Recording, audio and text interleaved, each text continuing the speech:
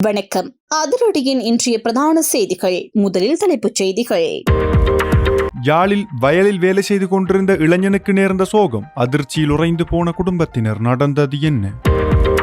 நாட்டில் பாதிக்கப்பட்ட ஆயிரக்கணக்கான மக்கள். அடுத்த 48 மணி நேர கனமழையில் மூழ்கப் போகும் இலங்கை. சற்று முன் வெளியான சிவப்பு எச்சரிக்கை.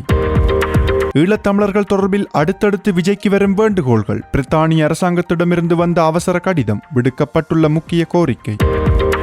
நான் குற்றமற்றவன். நீதிமன்ற கூன்றில் நின்று கொண்டு கத்திய மஹிந்தவின் மகன். அடுத்தடுத்து அனுரவின் பிடியில் சிக்கும் ராஜபக்ச குடும்பம். நீதிமன்றம் பிறப்பித்த அதிரடி உத்தரவு. தமிழர் பகுதியில் விசேட தேவையுள்ள சிறுமிக்கு நேர்ந்த கொடூரம். பக்கத்து வீட்டுக்காரர் செய்த மோசமான செயல். அதிர்ச்சியில் குடும்பத்தினர். நடந்தது என்ன? நாட்டு மக்கள் பிள்ளைகளை வளர்ப்பதில் அவதானமாக இருங்கள். பெரும்பாலான சிறுவர்களுக்கு வந்த ஆபத்து. அவசர எச்சரிக்கை ஒன்றை விடுக்கும் முக்கிய தரப்பு. திடீரென பசில் ராஜபக்சவின் வீட்டை சுற்றி வளைத்த பல்கலைக்கழக மாணவர்கள். அனுர அரசாங்கத்திடம் விடுக்கப்பட்ட அவசர கோரிக்கை. தமிழர் பகுதியொன்றின் சிறைச்சாலையில் இருந்து திடீரென தப்பியோடிய சிறை கைதி. தீவிர தேடுதல் வேட்டையில் போலீசார். நாமல்தான் அடுத்த ஜனாதிபதி. சிறையிலும் நாமல். திடீரென ராஜபக்சர்களுக்காக கொந்தளிக்கும் முக்கிய புள்ளி. வெளியிடப்பட்ட மேலும் பல கருத்துக்கள். தொடர்பான விரிவான செய்திகள். விரிவான செய்திகளுக்கு செல்ல முன்னர் இது போன்ற செய்திகளை உடனுக்குடன் அறிந்து கொள்ள எமது அதிரடி சேனலை சப்ஸ்கிரைப் செய்து கொள்ளுங்கள். யாழ்ப்பாணத்தில் வயலில் வேலை செய்து கொண்டிருந்த இளைஞர் ஒருவர் மின்னல் தாக்கி உயிரிழந்த சம்பவம் நேற்று பதிவாகியுள்ளது. இந்த சம்பவத்தில் யாழ் சொலிபுரம் கிழக்கு பகுதியைச் சேர்ந்த அண்ணாதுரை வின்சன் என்ற 21 வயதுடைய இளைஞனை இவ்வாறு உயிரிழந்துள்ளதாக தெரிவிக்கப்பட்டுள்ளது. இதனையடுத்து இளைஞனின் சடலம் மீட்கப்பட்டு சங்கானை வைத்தியசாலையில் ஒப்படைக்கப்பட்டுள்ளது. இந்த சம்பவம் தொடர்பான மேலதிக விசாரணைகளை வட்டுக்கோட்டை போலீசார் மேற்கொண்டு வருகின்றனர். எதிர்பாராத இயற்கை அனர்த்தம் காரணமாக இளம் உயிரொன்று உயிரிழந்துள்ளமை அந்த பகுதி மக்களிடையிலும் அவரது குடும்பத்தினரிடையிலும் பெரும் துயரத்தை ஏற்படுத்தியுள்ளது. இலங்கைக்கு வடகிழக்கு திசையில் நிலை கொண்டுள்ள குறைந்த அழுத்த பிரதேசம் தொடர்ந்தும் தீவிரமாக காணப்படுவதாக வளிமண்டலவியல் திணைக்களம் சிவப்பு எச்சரிக்கை அறிவிப்பை வெளியிட்டுள்ளது. வளிமண்டலவியல் திணைக்களத்தின் இயற்கை அனர்த்தங்கள் தொடர்பான முன்கூட்டிய எச்சரிக்கை மையம் நேற்று மாலை 5:30 மணிக்கு இந்த அறிவிப்பை வெளியிட்டுள்ளது. இந்த எச்சரிக்கை இன்று வரை செல்லுபடியாகும் எனவும் தெரிவிக்கப்பட்டுள்ளது. அத்துடன் அடுத்த 48 மணித்தியாலங்களுக்குள் குறைந்த அழுத்த பிரதேசம் இலங்கையை விட்டு விலகி செல்லும் என எதிர்பார்க்கப்படுவதாகவும் கூறப்பட்டுள்ளது. இதேவேளை நாட்டில் நிலவும் கடும் மழையுடனான மோசமான வானிலை காரணமாக பல மாவட்டங்களில் மக்கள் கடுமையாக பாதிக்கப்பட்டுள்ளதாக பேரிடர் மேலாண்மை மையம் தெரிவித்துள்ளது. தற்போது 1113 குடும்பங்களை சேர்ந்த 3475 பேர் பாதிக்கப்பட்டுள்ளதாகவும் அந்த மையம் குறிப்பிட்டுள்ளது. பேரிடர் மேலாண்மை மையம் வெளியிட்டுள்ள அறிக்கையின்படி மட்டக்களப்பு மாவட்டத்தின் கோரளைப்பற்று தெற்கு பிரதேச செயலக பிரிவில் இந்த மோசமான வானிலை காரணமாக ஒருவர் உயிரிழந்துள்ளதாக தெரிவிக்கப்பட்டுள்ளது. அதே நேரம் 7 மாவட்டங்களில் உள்ள 35 பிரதேச செயலக பிரிவுகளில் மக்கள் பாதிக்கப்பட்டுள்ளதாகவும் 489 குடும்பங்களை சேர்ந்த 1310 பேர் பாதுகாப்பு கருதி 8 இடங்களில் தங்க வைக்கப்பட்டுள்ளதாகவும் தெரிவிக்கப்பட்டுள்ளது. மேலும் 88 வீடுகள் பகுதியளவில் சேதமடைந்துள்ளதாகவும் பேரிடர் மேலாண்மை மையம் குறிப்பிட்டுள்ளது. தற்போது நிலவி வரும் மழையுடனான வானிலை காரணமாக அவசர உதவி தேவைப்படும் பொதுமக்கள் 24 மணி நேரமும் 117 என்ற தொலைபேசி இலக்கத்தின் மூலம் தொடர்பு கொள்ளலாம் என இலங்கையின் அனர்த்த முகாமைத்துவ மத்திய நிலையத்தின் பிரதிபலிப்பாளர் பிரதீப் கொடிப்பிலி தெரிவித்துள்ளார். அதேவேளை பருவமழைக்கு தயாராகுமாறு பிரதமர் சமீபத்தில் வழங்கிய ஆலோசனைகளின் அடிப்படையில் பேரிடர் மேலாண்மை மையத்தினால் பல முக்கிய நடவடிக்கைகள் மேற்கொள்ளப்பட்டுள்ளதாகவும் அவர் கூறியுள்ளார். இந்நிலையில் மத்திய மாகாண கல்வி பணிப்பாளரின் பணிப்புரைக்கு அமைவாக ஹட்டன் கல்வி வலயத்திற்குட்பட்ட அனைத்து பாடசாலைகளுக்கும் இன்றைய தினம் விடுமுறை வழங்கப்பட்டுள்ளது. மேலும் தொடர்ச்சியாக பெய்து வரும் கடும் மழை காரணமாக நாட்டின் பல நீர்நிலைகளின் நீர்மட்டமும் கணிசமாக உயர்ந்துள்ளதாக தகவல்கள் வெளியாகியுள்ளன. கிளிநொச்சி ராமநாதபுரம் போலீஸ் பிரிவுக்குட்பட்ட மாயவனூர் கிராமத்தில் 13 வயதுடைய சிறுமி ஒருவர் பல தடவைகள் பாலியல் துஷ்பிரயோகத்திற்கு உள்ளாக்கப்பட்டதாக கூறப்படும் சம்பவம் ஒன்று பதிவாகியுள்ளது. விசேடு தேவைக்குட்பட்ட குடும்பத்தை சேர்ந்து அந்த சிறுமி தனது வீட்டிற்கு அருகில் வசித்து வந்த நபர் ஒருவரால் தொடர்ச்சியாக பல தடவைகள் துஷ்பிரயோகத்திற்கு உள்ளாக்கப்பட்டதாக ஆரம்பகட்ட தகவல்கள் தெரிவிக்கின்றன. சம்பவத்தை அடுத்து பாதிக்கப்பட்ட சிறுமி கிளிநொச்சி மாவட்ட பொது வைத்தியசாலை சிறைச்சாலையில் அனுமதிக்கப்பட்டுள்ளதாக தெரிவிக்கப்பட்டுள்ளது. இதேவேளை சம்பவத்துடன் தொடர்புடையதாக சந்தேகிக்கப்படும் நபர் ஒருவரை போலீசார் கைது செய்துள்ளனர். அந்த நபர் நீதிமன்றத்தில் முன்னிலைப்படுத்தப்பட்ட பின்னர் விளக்கமறியலில் வைக்கப்பட்டுள்ளதாகவும் தெரிவிக்கப்பட்டுள்ளது. இந்த சம்பவம் கடந்த வாரம் இடம்பெற்றிருந்த போதிலும் அதனை மறைப்பதற்கான முயற்சிகள் சிலரால் மேற்கொள்ளப்பட்டதாக குற்றச்சாட்டுகள் முன்வைக்கப்பட்டுள்ளன. அத்துடன் அப்பகுதியில் செயற்பட்டு வரும் கிராம மட்ட அமைப்புகள் மற்றும் சம்பந்தப்பட்ட அதிகாரிகள் இந்த விவகாரத்தில் உரிய கவனம் செலுத்தவில்லை எனவும் குற்றம் சாட்டப்பட்டுள்ளது. இந்த சம்பவம் தொடர்பான மேலதிக விசாரணைகளை கிளிநொச்சி ராமநாதபுரம் போலீசார் தொடர்ந்து முன்னெடுத்து வருகின்றனர். மட்டக்களப்பு சிறைச்சாலையில் தண்டனை அனுபவித்து வந்த சிறை கைதி ஒருவர் நேற்று தப்பிச் சென்ற சம்பவம் பதிவாகியுள்ளது. மொரக்கட்டாஞ்சேரி தேவபுரம் காளிக்கோவில் வீதியை சேர்ந்த 36 வயதுடைய பத்மராஜா தினேஷ் என்பவரே இவ்வாறு தப்பிச் சென்றுள்ளதாக தெரிவிக்கப்பட்டுள்ளது. வேறு நபர் ஒருவருடன் ஏற்பட்டு சண்டை சம்பவம் தொடர்பாக கைது செய்யப்பட்டிருந்த அவருக்கு நீதிமன்றம் 3 மாத சிறை தண்டனை விதித்து தீர்ப்பளித்திருந்தது. இந்த நிலையில் சம்பவம் இடம்பெற்ற நேற்று காலை சிறைச்சாலை உத்தியோகஸ்தர்கள் அவரை சிறைச்சாலைக்கு வெளியே இடம்பெற்ற கட்டுமான பணிக்காக மேசனாக பணியமர்த்தப்பட்டிருந்ததாக கூறப்படுகின்றது. அப்போது அங்கிருந்து அவர் தப்பிச் சென்றுள்ளதாக தெரிவிக்கப்பட்டுள்ளது. தப்பிச் சென்று தலைமறைவாகியுள்ள குறித்த சிறை கைதியை கைது செய்வதற்காக விசேட தேடுதல் நடவடிக்கைகள் முன்னெடுக்கப்பட்டு வருகின்றன. இந்த சம்பவம் தொடர்பான மேலதிக விசாரணைகளை சிறைச்சாலை உத்தியோகஸ்தர்கள் மேற்கொண்டு வருகின்றனர். முன்னாள் ஜனாதிபதி மஹிந்த ராஜபக்சவின் மகன் யோசித்த ராஜபக்சவுக்கு எதிராக தாக்கல் செய்யப்பட்டிருந்த பண மோசடி வழக்கின் விசாரணைகளை தொடர்ந்து முன்னெடுக்க கொழும்பு மேல் நீதிமன்றம் அனுமதி வழங்கியுள்ளது. இந்த உத்தரவை கொழும்பு மேல் நீதிமன்றம் இன்று பிறப்பித்துள்ளது. பண மோசடி தடுப்பு சட்டத்தின் கீழ் தாக்கல் செய்யப்பட்டிருந்த குற்றச்சாட்டுகள் தொடர்பான வழக்கு விசாரணை கொழும்பு மேல் நீதிமன்றத்தில் எடுத்துக் கொள்ளப்பட்ட போது யோசித்த ராஜபக்ச நீதிமன்றத்தில் முன்னிலையாக இருந்தார்.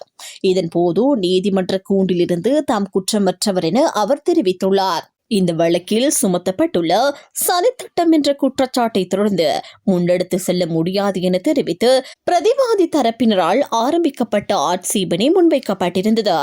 எனினும் அந்த ஆட்சேபனையை விசாரித்து மேல் நீதிமன்ற நீதவான் உதேச ரணதுங்க அதற்கு போதுமான அடிப்படை ஆதாரங்கள் இல்லை என தீர்ப்பளித்து அந்த ஆட்சேபனையை நிராகரித்தார்.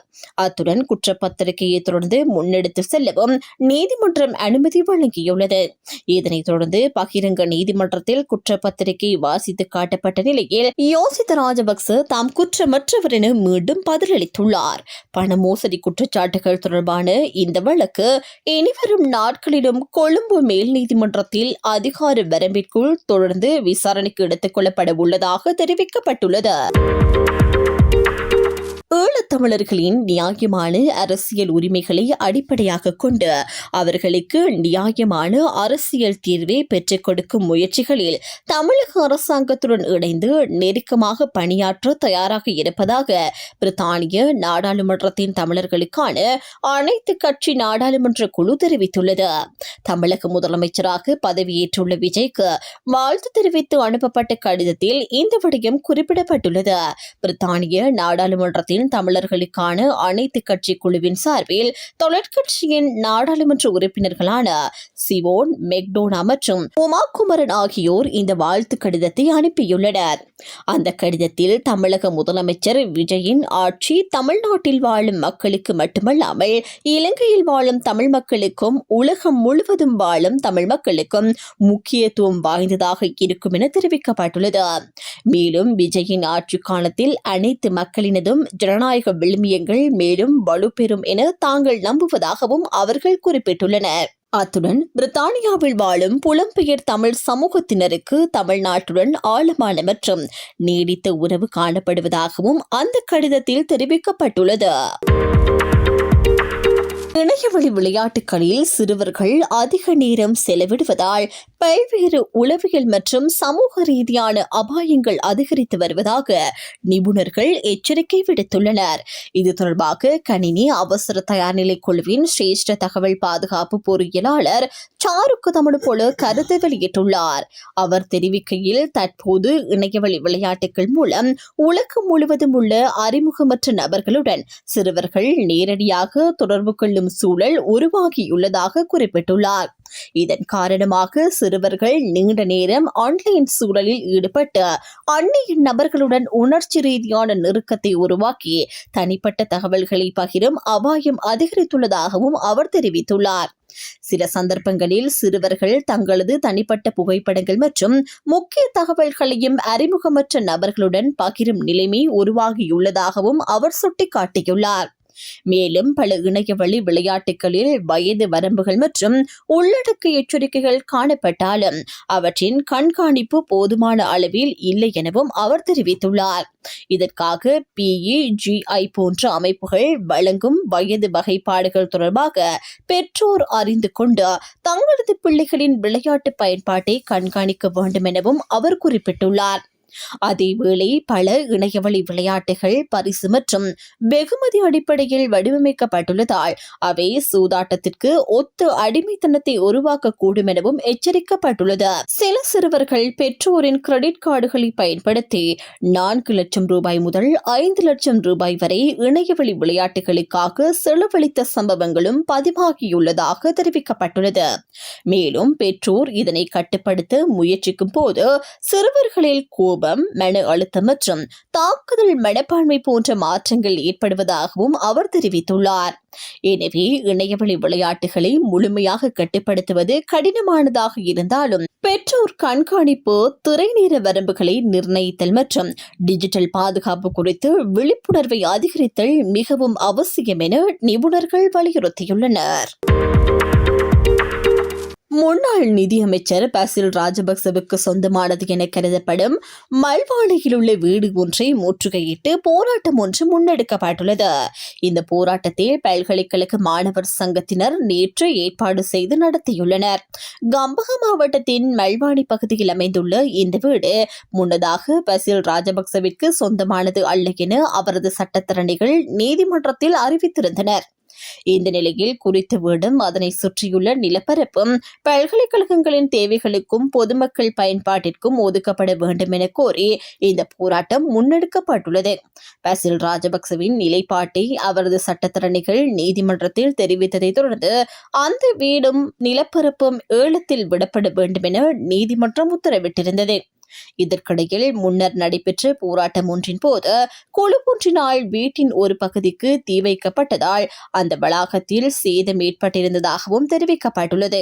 சுமார் 15 ஏக்கர் பரப்பளவில் அமைந்துள்ள இந்த வளாகம் உரிமை தொடர்பான சட்ட பிரச்சினைகள் காரணமாக நீதி அமைச்சகத்தின் கட்டுப்பாட்டின் கீழ் கொண்டுவரப்பட்டிருந்தது. பின்னர் இந்த வளாகத்தில் சர்வதேச நடுவர் ஆய்வு மற்றும் பயிற்சி மையம் ஒன்றை அமைக்கும் திட்டமும் முன்வைக்கப்பட்டிருந்தது. எனினும் அந்த திட்டம் இதுவரை நடைமுறைப்படுத்தப்படவில்லை. இந்த நிலையில் மக்களிடமிருந்து திருடப்பட்ட சொத்துக்களை மீண்டும் மக்களிடமே ஒப்படைப்போம் என்று தற்போதைய அரசாங்கத்தின் தேர்தல் வாக்குறுதியை நினைவூட்டும் வகையில் இந்த போராட்டம் நடத்தப்பட்டதாக மாணவர் சங்கத்தினர் தெரிவித்துள்ளனர். அதேவேளை குறைந்த இடவசதி மற்றும் அடிப்படை வசதிகள் இல்லாமை போன்ற பல சிக்கல்களை எதிர்கொண்டு வரும் பல்கலைக்கழகங்களின் தேவைகளுக்காகவும் பொது பயன்பாட்டு நடவடிக்கைகளுக்காகவும் இந்த சொத்து பயன்படுத்தப்பட வேண்டும் எனவும் கோரிக்கை விடுக்கப்பட்டுள்ளது.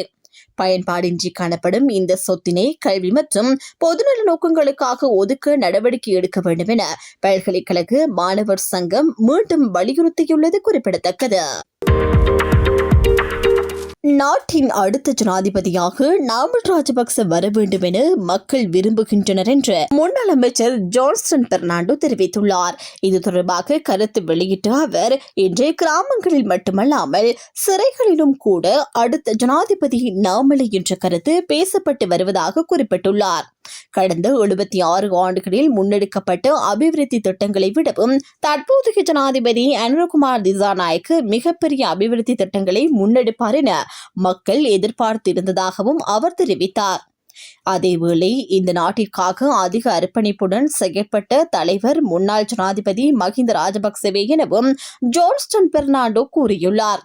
2015ஆம் ஆண்டு மஹிந்த ராஜபக்சவை மக்கள் தோற்கடிக்காமல் இருந்திருந்தால் நாடு மிகப்பெரிய அளவில் அபிவிருத்தி அடைந்திருக்கும் எனவும் அவர் தெரிவித்துள்ளார்.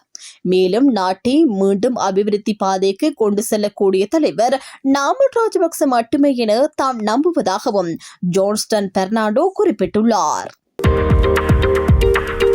இத்துடன் அதிரடியின் இன்றைய பிரதான செய்திகள் நிறைவடைகின்றன. எமது செய்தி தொடர்பான உங்களுடைய கருத்துக்களை மறக்காமல் கமெண்டில் பதிவிடுங்கள்.